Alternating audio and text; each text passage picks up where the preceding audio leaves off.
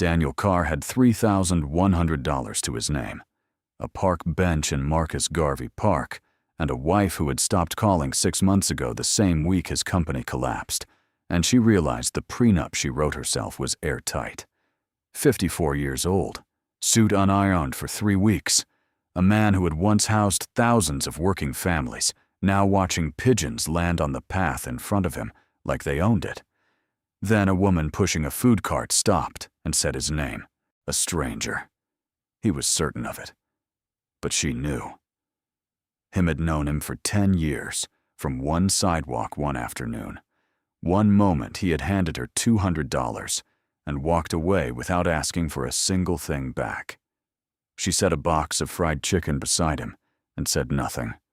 What she was about to give back would shatter everything he thought he understood about who saves whom. Daniel Carr did not grow up with money. He grew up in a 2-bedroom apartment in Brooklyn, where the radiator knocked every winter, and his father came home with grease under his fingernails and a thermos that had never been replaced. His father was a plumber, the kind of man who fixed other people's problems 6 days a week and asked for nothing except what was owed. Before Daniel ever learned to drive, his father taught him to read a ledger, showed him the difference between what a number said and what it meant, taught him that the distance between those two things was where most people got destroyed. Daniel went to City College on a scholarship his father had saved 18 years to supplement. He studied finance because numbers felt honest to him in a way that people sometimes did not. After graduation, he started small 2-family homes in the outer boroughs, the kind of properties that serious developers drove past without slowing down. But Daniel understood something his peers didn't. There was real money in affordable housing. Not the fast kind, the slow kind. The kind built on people who needed a roof more than they needed marble countertops, and who paid their rent on time because they had no margin for error. He understood that because he had been one of them. He built Carr Community Partners from a single rented office in the Bronx. Over 2 decades, it grew into a company managing more than 4,000 affordable units across 4 states, with a portfolio valued at $380 million. He was not famous. He did not want to be. His name appeared in trade publications, not magazines. He hired good people and trusted them to do their jobs, which was both the best decision he ever made and eventually the one that cost him everything. He married Simone in a small ceremony. 20 people, a restaurant in the West Village, no photographer. She was a corporate attorney, sharper in a deposition than anyone Daniel had ever watched work. Their son Kyle was born 2 years later. By the time the company was at its peak, Kyle was 22, freshly out of business school, and still figuring out what he wanted the rest of his life to look like. Daniel had given him time to figure it out. That had seemed at the time like the right thing to do. 10 years before Daniel sat on that bench in Marcus Garvey Park, a woman named May Collins was standing on a sidewalk in a small city in the South with $40 in her apron pocket, 31 of which she had already spent on ingredients. She was 34, a single mother.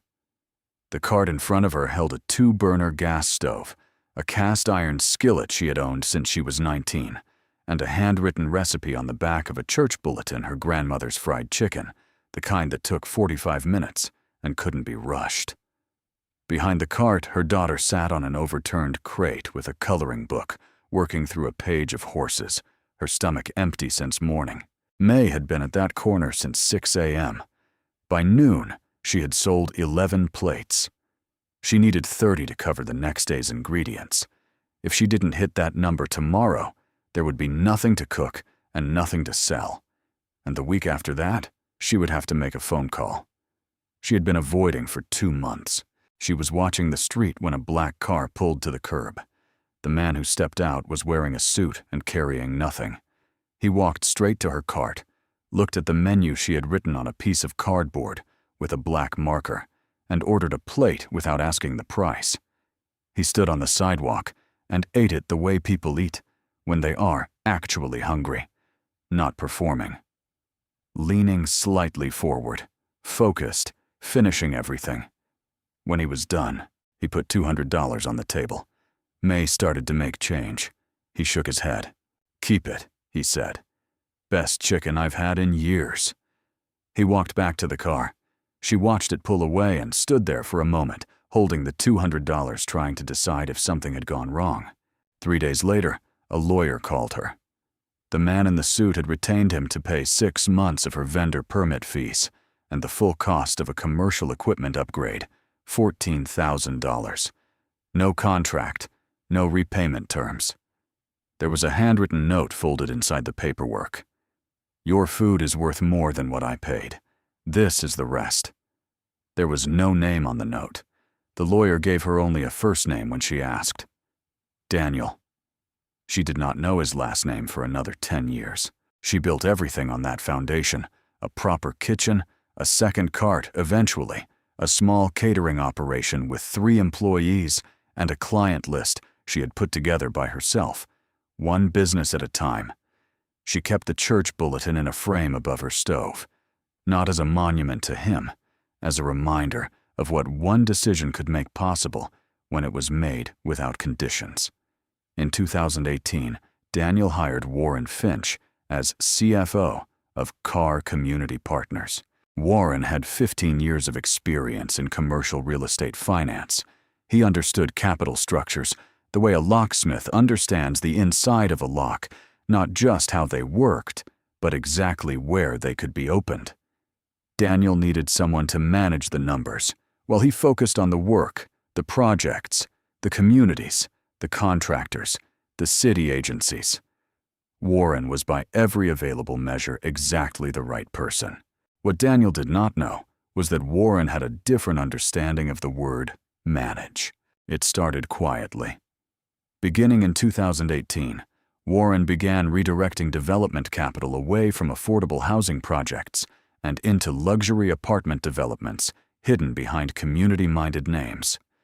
He created new project categories, approved them himself, and incorporated 7 shell companies in Delaware, each one clean on paper, each one a layer between the money and the truth. He was methodical, he was patient, and he was careful about one thing above all others: the personal guarantee clauses buried inside hundreds of pages of loan documents that Daniel signed every year based on the summary reports Warren prepared. Those clauses tied Daniel's personal assets, his home, his accounts, his retirement funds, his name to debts he had never authorized and never seen. Daniel signed because Warren's numbers had been right for 10 years. That was the logic. That was also the trap. Trust, when it is earned slowly and betrayed all at once, doesn't leave room to catch yourself. The market for luxury apartments began contracting in 2022. By 2023, it had stopped almost entirely. Buildings sat half empty. Buyers who had been under contract walked away, and the banks, one by one, began activating the clauses that Warren had spent 5 years embedding in documents Daniel had never read in full. The lawyers came first.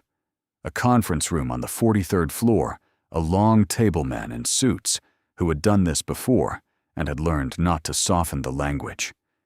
They used terms like leveraged exposure and cross-collateralization and personal guarantee liability.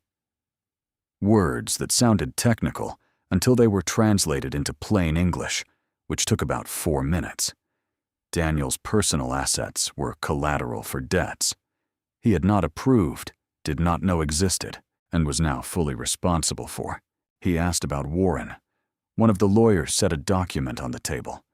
Warren had transferred the majority of his personal assets to his wife's name in 2021, 2 years before the market turned, 2 years before anyone outside the company would have had reason to believe it was turning. His exposure was effectively zero. His timing was not an accident. Daniel sat in that room for a long time after the lawyers finished. He was not a man who had ever needed to be told something twice. He understood immediately what had happened and what it meant. 22 years, 4,000 families, $380 million, And somewhere underneath all of it, a structure someone else had built specifically for a moment like this one. He had two options: fight without money, without a legal team, without time, or let go. He let go. The divorce papers arrived 11 days after the company's collapse became public. Simone had called her attorney before she called Daniel. She had always been precise about sequencing. The prenuptial agreement she had drafted herself 18 years earlier protected her assets completely.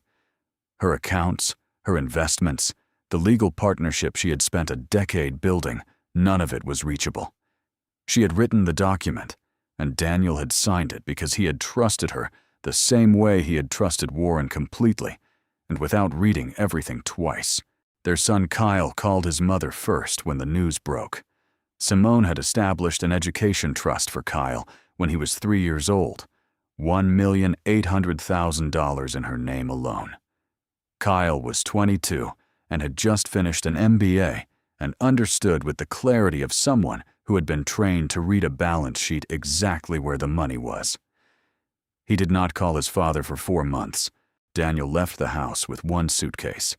He found a room in Harlem for $180 a week, a building not unlike the ones he had spent his career developing for other people in a neighborhood he had visited 100 times for community meetings and never once stayed the night. He walked to Marcus Garvey Park every afternoon, same bench, same time. He watched the path in front of him with the careful attention of a man who had learned too late that the things most worth watching were the things he had stopped looking at. He had been sitting on that bench for 19 days when May Collins pushed her food cart through the north gate and stopped. May had slowed the cart before she fully understood why. She had been working the north path of Marcus Garvey Park for 3 weeks, the same route she took every afternoon, past the handball courts around the fountain, through the narrow stretch of shade near the third row of benches. She knew the regulars, the retired man who always wanted extra napkins, the woman with the stroller who never had exact change, the teenagers who split one order 4 ways and pretended they weren't still hungry. The man on the third bench was not a regular. She had noticed him the week before, not because he stood out, but because he didn't move. Most people on park benches were in transition, waiting for someone eating lunch, checking a phone. This man was just sitting, hands open on his knees, eyes on the path. The suit was expensive once. She could tell by the cut of it the way the fabric held its shape even after weeks of wear. But it hadn't been pressed in a long time, and there was something about that detail, the suit, that no longer matched the man inside it that stayed with her. On the 19th day, she slowed the cart and looked at his hands, then his face. Then she stopped moving entirely. She had seen that face once before. One afternoon 10 years ago on a sidewalk in another city. The man had stepped out of a black car, ordered a plate of chicken, stood on the curb, and ate it like it was the only thing he had to do that day, and left $200 on the table before walking away. 3 days later, a lawyer had called with news that changed the entire direction of her life. She had never known his last name. She had never expected to see him again. May pushed the cart to the bench and set a box of fried chicken down beside him without saying anything. Then she looked at him directly. "Same time tomorrow," she said. Daniel looked at the box, then at her. He said nothing. She didn't wait for a response. She pushed the cart forward and kept moving and did not look back. She came back the next day, and the day after that, and the day after that. She always brought food. She never explained herself, never asked what had happened to him, never filled the silence with the kind of careful sympathy that makes a person feel like a case to be managed. She would set the food down, say something brief about the weather or the park or nothing at all, and go back to working her route. On the 5th day, Daniel said thank you. It was the first thing he had said to her directly. 2 words. She nodded and moved on. On the 8th day, he told her everything. He started with Warren, the CFO he had hired and trusted. For 5 years, the shell companies in Delaware. The guarantee clauses buried in documents he had signed without reading. He told her about the lawyers in the conference room and the words they had used. He told her about Simone and the prenup and the 11 days between the collapse and the divorce filing. He told her about Kyle, 4 months of silence from his own son. A young man who had done the math and come up with an answer. Daniel understood, even if he couldn't forgive it. May sat on the far end of the bench and listened without interrupting. She did not say she was sorry. She did not offer perspective or consolation or the particular kind of optimism people reach for when they don't know what else to do.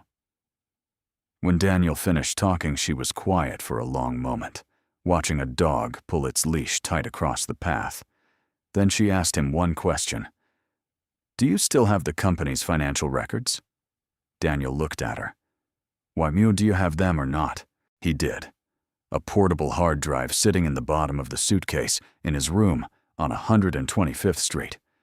He had kept it the way he kept everything from his working life, out of habit, out of the instinct of a man who had spent 20 years checking numbers twice. He hadn't looked at it since he left the house.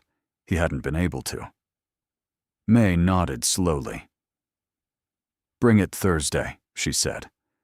"I want you to meet someone." Arthur Boone was 62 years old, a forensic accountant and attorney who had spent 30 years untangling other people's financial disasters.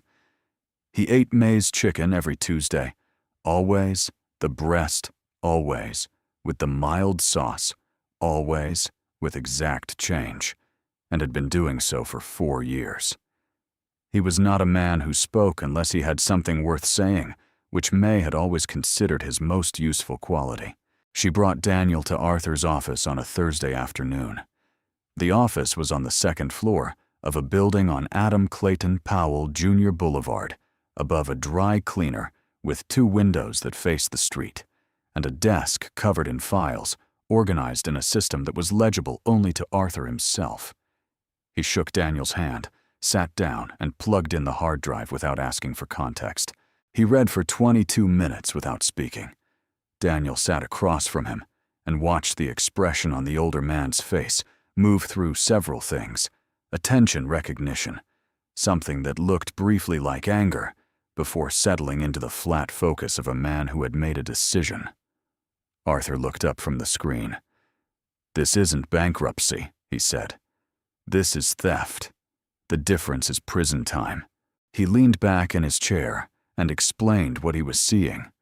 The shell companies, the redirected capital, the guarantee clauses that had been inserted into documents years before. The market turned in language designed to be invisible inside the volume of surrounding text. Someone had built this structure carefully and over a long period of time. It was not opportunism. It was architecture. Arthur made a call that same afternoon to a senior enforcement attorney at the SEC's New York regional office, a woman named Patricia Hale, who had spent 3 years building a case around irregularities in the affordable housing credit market, and had hit the same wall every time. No victim with complete documentation willing to stand in front of a camera and say what had happened to them.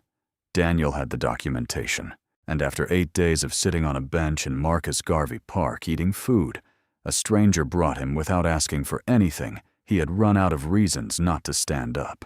The investigation moved faster than Daniel expected. Patricia Hale's team had been waiting for a case like his, the way engineers wait for the piece that makes everything else connect. Within 6 weeks, the subpoenas were filed. Within 3 months, the forensic trail through Warren's 7 shell companies was fully reconstructed. The transfers, the approvals, the timing of the asset transfers to Warren's wife's name in 2021. Arranged well before anyone outside the firm would have had reason to see the market turning. It was during that reconstruction that the investigators found the trust. Patricia called Daniel into her office on a Tuesday morning and set a document on the desk in front of him. It was a trust instrument established 4 years before the divorce, 4 years before the collapse, 4 years before any of this became visible, holding $2,300,000 in assets. The trustee was Warren Finch. The beneficiary was Simone Carr. The document was referenced in the prenuptial agreement Simone had drafted herself. Patricia let him read it twice before she spoke. "She's not necessarily a co-conspirator," Patricia said carefully. What we can establish is that she knew Warren, that she gave him money to manage, that she built a legal structure that kept her protected while your assets were being used as collateral. She set a second document beside the first a timeline. The dates don't line up the way accidents line up. Daniel sat with that for a long time. He was a man who had built a career on understanding what numbers actually meant, not what they said, but what they meant. He looked at the dates. He looked at the structure. He understood exactly what he was looking at. For 11 years, he had shared a house with a woman who had at some point made a calculation about what would happen if things went wrong, and had arranged quietly and precisely to be on the right side of that calculation. Whether she had known the specifics of what Warren was doing, whether she had understood the full scope of it, or only the broad shape, those were questions for prosecutors and juries. What Daniel understood sitting in that office on a Tuesday morning was simpler and worse. The life he thought he had lived was not entirely the life he had actually lived. He drove back to Harlem and walked from the parking garage to his building on 125th Street because he needed the time and the movement and the ordinary noise of the street around him. He climbed the stairs to his room, sat on the edge of the bed, and looked at the hard drive on the nightstand, the one object from his former life that had turned out to matter. He thought about his father, who had taught him to read a ledger before he could drive, who had told him that the distance between what a number said and what it meant was where most people got destroyed. He had thought for 30 years that he was one of the people who understood that distance. He had been wrong about that. And he had been wrong about Warren, and wrong about Simone, and wrong in the way that careful, trusting people are wrong, not through carelessness, but through the specific blindness of someone who assumes that the people closest to him are operating in the same good faith he is. What he had not been wrong about was May, a woman who had driven a food cart to a park bench for 8 days without asking for an explanation, who had listened to the whole story without offering a single word of false comfort, who had asked him one practical question and then connected him to the one person who could do something about the answer. He didn't know yet what came next. He knew only that for the first time in 19 days something had moved, and that it had moved not because of the $380 million he used to have, or the lawyers he used to be able to afford, or the name that used to appear in trade publications. It had moved because a woman who owed him nothing had shown up with a box of fried chicken and said same time tomorrow. The news broke on a Wednesday morning. Daniel was at Arthur's office when Patricia Hale called to say that the SEC was moving forward with public charges and that the press release would go out within the hour. He had known it was coming. He had known for weeks. But there is a difference between knowing a thing is coming and watching it arrive. And he sat in Arthur's office with his hands flat on the desk and waited for the hour to pass. The way you wait for weather, you can't stop. Warren Finch was arrested at his office building at 9:47 in the morning. A photographer from the Associated Press caught him in the lobby gray suit, the one he had worn to a charity dinner the previous Saturday, still pressed, still perfect, walking toward the exit with 2 federal agents and his eyes fixed on the floor. The photograph ran in every major outlet by noon. Daniel did not look for it. He didn't need to. By the end of that first week, 12 of the people who had sat at Daniel's table for monthly Saturday breakfasts, the colleagues, the developers, the people who had shaken his hand at industry events for 20 years, had not sent a single message. Not a call. Not an email. Not the kind of 2-line text that costs a person nothing to send. 12 chairs. All empty. Daniel had expected that. He had not expected how ordinary it would feel once it arrived, how precisely it matched the shape of everything else he had already lost. Simone retained a criminal defense attorney within 72 hours of Patricia's team contacting her. The firm sent a statement 3 days later, carefully worded, legally airtight, asserting that she had no knowledge of Warren Finch's fraudulent activities and had been a victim of his misrepresentations alongside her husband. Her name appeared in the Wall Street Journal in a piece that ran 10 days after the arrest. Third paragraph. The trust, the dates, the structure of the prenuptial agreement. Her law firm's public statement issued the same afternoon the article published confirmed that she was no longer affiliated with the partnership effective immediately.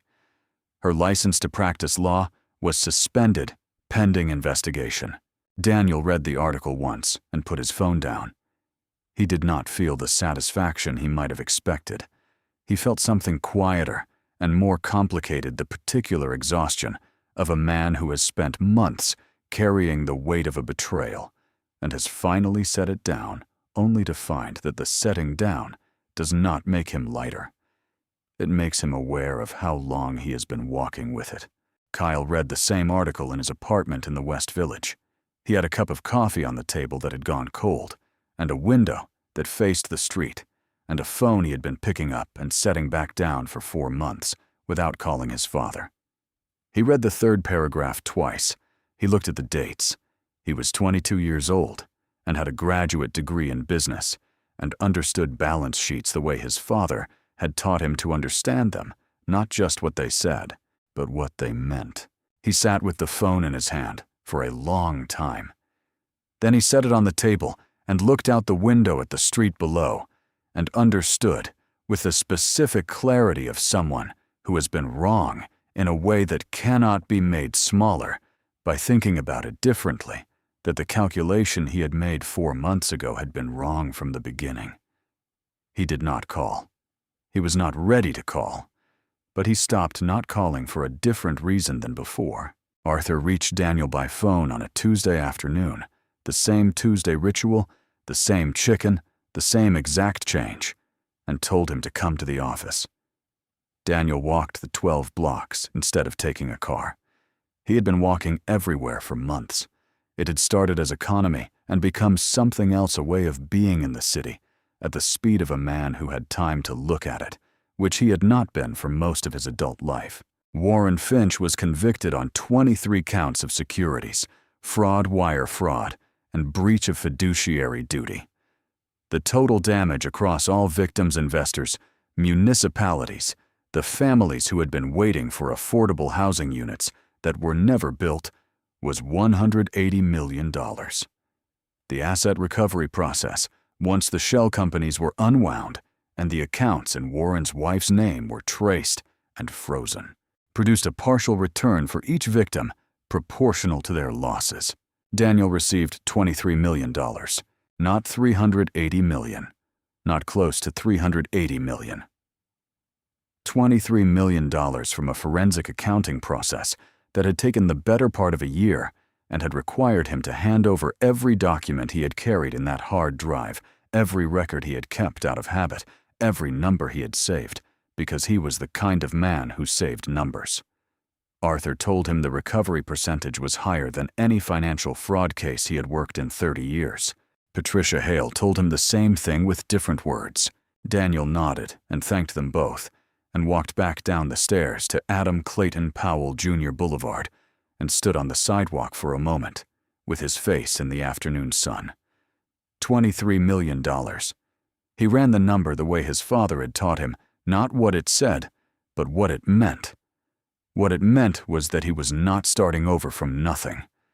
What it meant was that he had a choice, and that the choice was his, and that this time he would make it himself. He found the warehouse on Frederick Douglass Boulevard 4 months later. It had been empty for 4 years, a 3-story brick building that had once housed a printing company sitting on a block that was neither fully developed nor fully abandoned, the kind of property that fell through the cracks between the Harlem that was being renovated for new money and the Harlem that had always been there. The owner had been waiting for a buyer who could close quickly and had nearly given up on the idea of finding one. Daniel offered $1,400,000. The owner accepted within 48 hours. He hired a local architect named Gregory Walsh, who had lived in Harlem for 30 years and had opinions about the neighborhood that were earned rather than imported. They spent 6 weeks on the design, not because it was complicated, but because Daniel wanted it to be exactly right, and he had learned the cost of moving too fast on things that mattered. The ground floor became 14 food vendor stalls, permanent indoor stalls, with ventilation storage and access to the shared commercial kitchen on the second floor.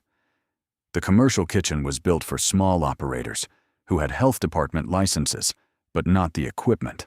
Those licenses assumed you owned 6 burner ranges, prep tables, refrigeration, the infrastructure of a professional kitchen available to anyone with a legitimate permit and a business that needed to grow into it. The third floor was a resource center bookkeeping legal counsel access to small business banking for operators who knew how to cook but had never opened a business account because no one had ever walked them through the process.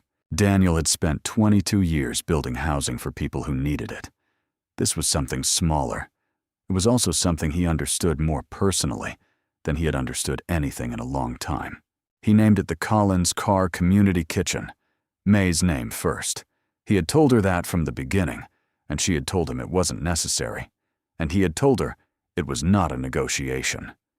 The sign above the entrance was painted by a muralist from the neighborhood, hand-lettered black on cream, the kind of permanence that doesn't require explanation. He established a scholarship fund alongside the kitchen, $5,000 per recipient, structured to cover 4 scholarships annually to any of the City University of New York colleges. The application was open to the children of any vendor or small food business operator in Harlem. The first letter of acceptance arrived before the kitchen had opened its doors.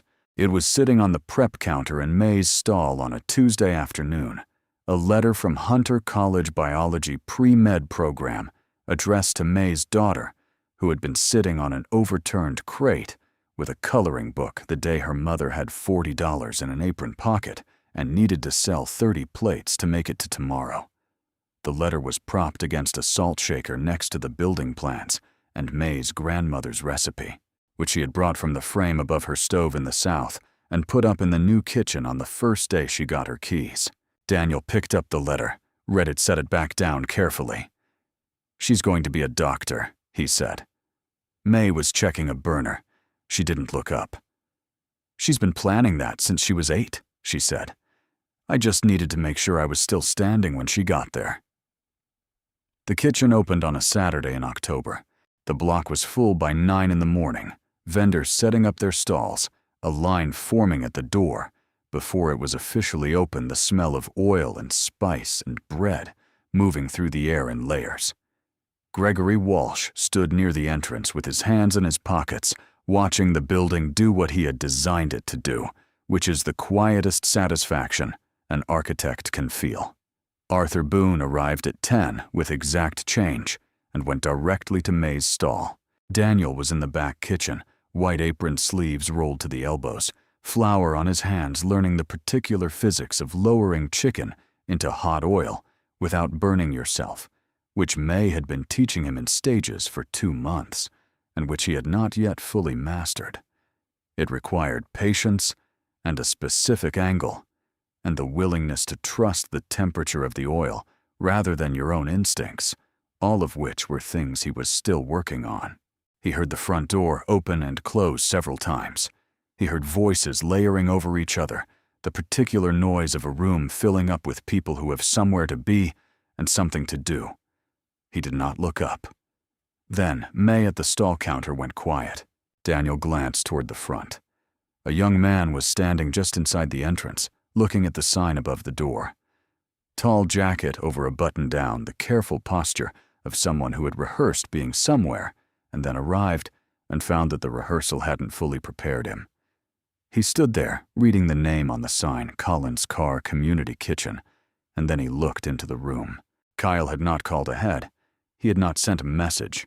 He had read a short item in a neighborhood news publication about the kitchen opening his father's name in the second sentence behind a name he didn't recognize, and he had taken the subway uptown and walked 3 blocks and stood on the sidewalk outside for several minutes before coming in.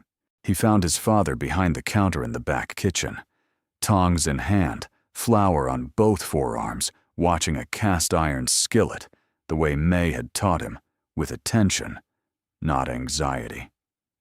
Daniel looked up, registered his son standing in the doorway, and looked back at the skillet. Neither of them said anything.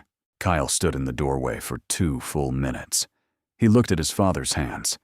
He looked at the kitchen, the equipment, the organization of it, the work already visible in the way things were arranged. He looked at May's stall counter where the Hunter College letter was still propped against the salt shaker. Then he took the apron off the hook on the wall beside the door. He put it on. He walked to the counter and stood next to his father and waited. Daniel looked at him once. Then he held out the tongs. Kyle took them.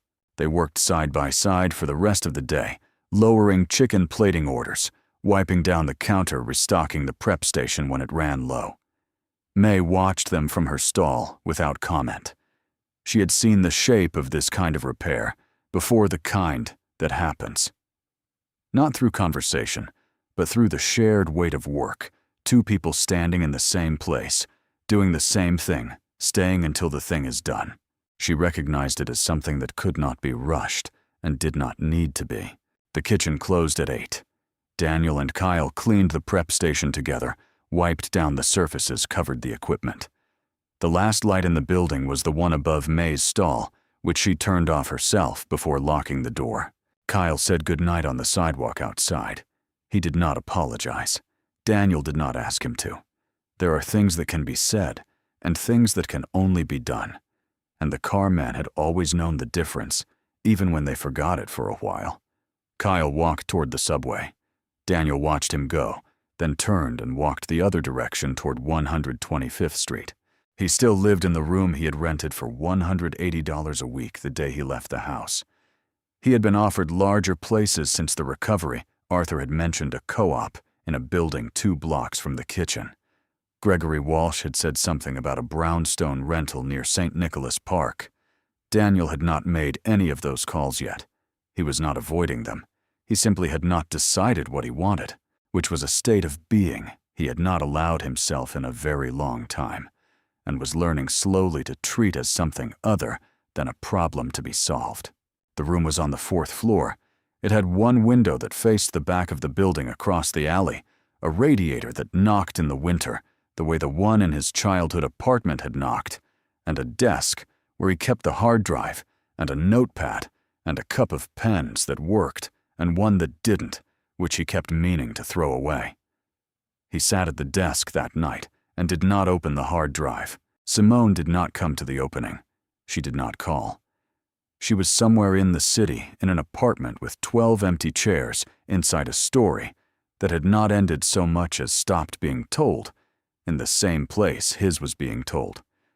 He did not know what she had known, or how long she had known it, or what in her own accounting she believed she had done. He had stopped trying to reconstruct it. Some ledgers cannot be fully balanced, and the attempt to balance them costs more than the difference is worth. What Daniel Carr understood sitting at a desk in a room on 125th Street was this: he had once had $380 million and his name in trade publications and 4,000 units across 4 states, and a son who called him back and a wife who slept in the same house. And then, in the space of 11 days, he had had none of those things. What had come back was not those things. It was $23 million and a warehouse and a kitchen with 14 stalls, and his name in second position on a sign above a door, and a son who had put on an apron and stayed until the work was done. It was not the same. It was not supposed to be the same. What saved him was not the recovery. It was not the conviction, not the $23 million, not the building or the sign or any of the structures he had put his name on. What saved him was a woman who had pushed a food cart to a park bench on the 19th day and set a box of fried chicken down beside a man who had nothing left and said only same time tomorrow. She had not calculated what he was worth. She had not weighed what he had against what he had lost and arrived at a number. She had simply shown up the way his father had shown up every morning with grease under his fingernails and a thermos he never replaced, and continued to show up without explanation until showing up had become the whole point. Daniel looked at the notepad on the desk. He picked up a pen, not the one that didn't work, and wrote one line across the top of the page. Not a plan. Not a ledger. Just a number, and next to it what the number actually meant. He left the notepad open on the desk and turned off the light. Outside, the city moved the way it always moved, continuous, indifferent, full of people who were building something, or losing something, or trying to figure out the distance between the two. He had been all three of those people. He expected he would be again. That seemed, for the first time in a long time, like enough.